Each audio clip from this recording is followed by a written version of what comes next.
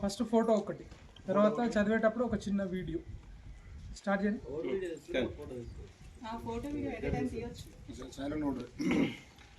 కింది శేషాయికుంట గ్రామ పంచాయతీ సర్పంచినైన వరికుప్పల స్వప్న అను నేను శాసనం ద్వారా ఏర్పాటు చేయబడిన భారత రాజ్యాంగం పట్ల నిజమైన నమ్మకం మరియు విధేయత కలిగి ఉండి నేను స్వీకరించబోతున్న విధిని నమ్మకంగా నిర్వహిస్తానని భగవంతుని మీద ప్రమాణం చేయుచున్నాను.